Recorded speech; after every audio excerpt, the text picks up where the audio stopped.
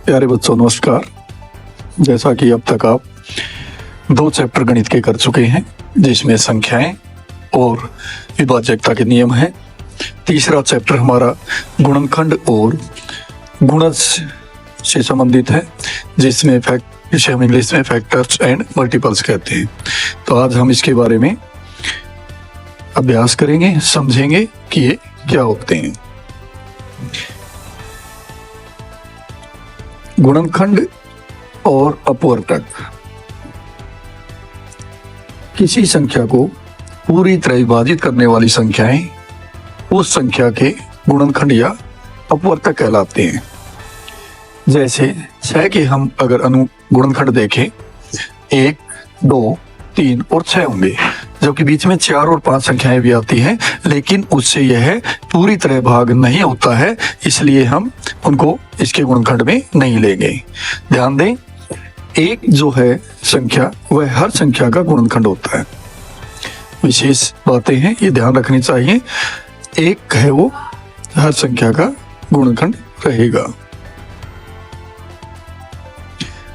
आगे हम बात करें उभयनिष्ठ गुणनखंड को लेकर के कॉमन फैक्टर क्या होते हैं। कॉमन फैक्टर 2 या 2 से अधिक संख्याओं के वे गुणनखंड जो उन सभी संख्याओं में समान हो, उभयनिष्ठ गुणनखंड कहलाते हैं। जैसे 24 के अगर हम गुणनखंड देखें तो बनते हैं 1, 2, 3, 4, 6, 12 और 24। 36 की अगर हम ज्ञात करें तो ये 36 के गुणनखंड बढ़ेंगे 1, 2, 3, 4, 6, 9, 12, 18 और 36। यानी ये दोनों संख्याएं 24 जो है इन संख्याओं से भाग जाती है, जबकि 36 है वो 1 से लेकर 36 में इसके गुणनखंड ये बनते हैं। अब दोनों में जो साँचे या उभयनिष्ठ या कॉमन गुणनखंड है वो हम निकाल लेते हैं। जैसे 1 दोनों में है, 2 भी दोनों में है, 3 है वो भी दोनों में है, 4 भी है, 6 भी है और 12 है। उसके बाद कोई भी इसमें गुणनखंड नहीं है।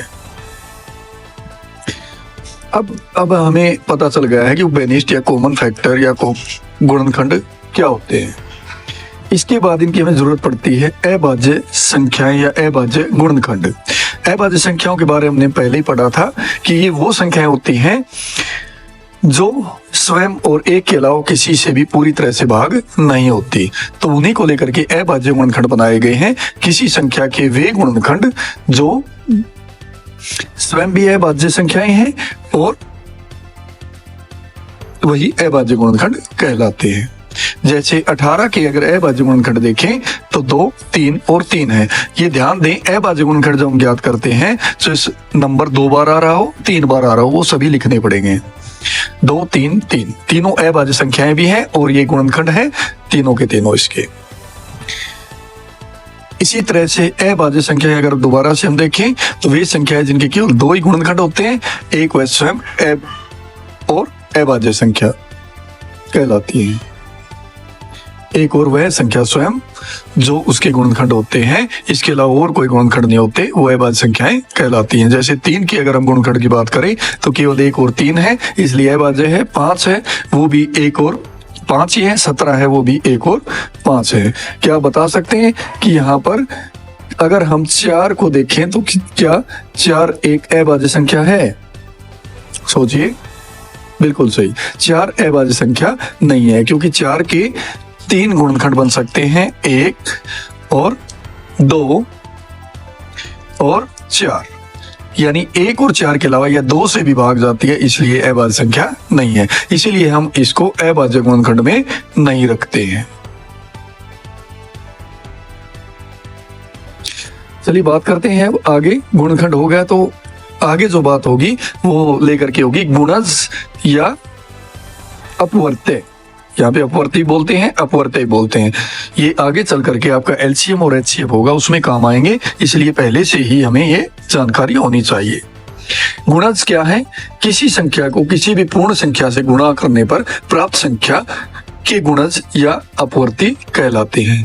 अगर हम सिंपल भाषा में समझें तो जो पहाड़ा बनता है किसी भी संख्या का, वो उसका गुणज कहलाता है। जैसे 6 के गुणज देखें तो 6, 12, 18, 24, यानी 6 का पहाड़ा शुरू होता है। तो ये सारे इसके गुणज कहलाते हैं। गुणनखंड दी गई संख्या को भाग देने वाले होते हैं, गुणज दी गई संख्या को गुणा करके प्राप्त किए जाते हैं। दोनों एक दूसरे के अपोजिट हैं। उसी प्रकार हम अगर उभयनिष्ठ गुणज की बात करें या कॉमन मल्टीपल, तो वो क्या होते हैं? दो या दो से अधिक संख्याओं के वे गुणज जो उन सभी संख्याओं में समान हो, उभयनिष्ठ गुणनखंड कहलाते हैं। अगर हम दो संख्याएं 3 और 4 की बात करें तो इनमें प्रथम जो उभयनिष्ठ गुणज होंगे वो कौन से होंगे? 12, 24 और 36। ध्यान रखें, जो प्रथम अभाज्य गुणज आएगा, प्रथम जो उभयनिष्ठ गुणज आएगा, उसी का पहाड़ा बनता चला जाएगा आगे तक। चाहे वो 3 ज्ञात करने हैं, 5 ज्ञात करने हैं, कितने भी ज्ञात करने हैं, तो वो आराम से आगे हम कर सकते हैं।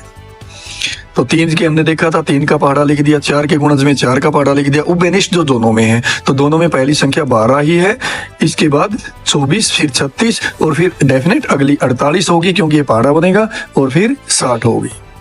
कुछ बातें जो याद रखनी जरूरी हैं वो एक बार देख लें।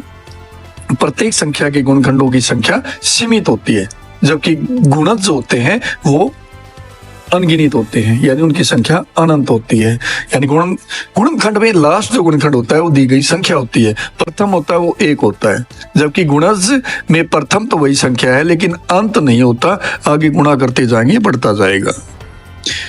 1 का केवल एक ही गुणनखंड होता है, वो है केवल 1।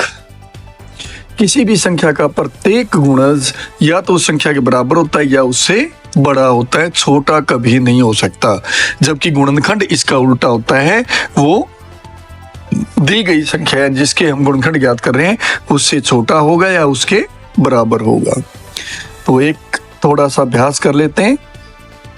प्रश्न पहला जो दिया गया है, 12 और 18 के उभयनिष्ठ गुणनखंड क्या होंगे? तो इसमें पहले हम 12 के गुणनखंड ज्ञात करेंगे, जिसमें 1, 2, 3, 4, 6, 12 होंगे।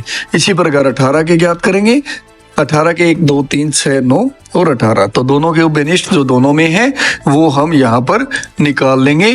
तो 1 दोनों में है, 2 भी दोनों में है, 3 भी है, और 3 के बाद सीधा 6 है। ऊपर वाले में 12 के गुणनखंड में 4 भी है, लेकिन ये गुणनखंड नीचे 18 में नहीं है।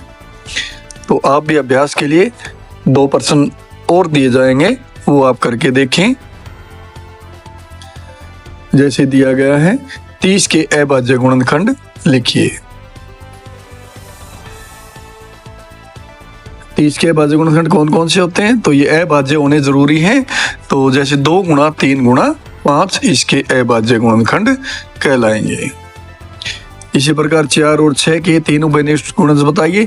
और भी बहुत सारे प्रश्न होंगे जो आपको बाद में उपलब्ध करवा दिए जाएंगे अभ्यास के लिए। वीडियो देखने के लिए धन्यवाद। अगर अच्छी लगी हो तो लाइक और कमेंट अवश्य करें। Thank you.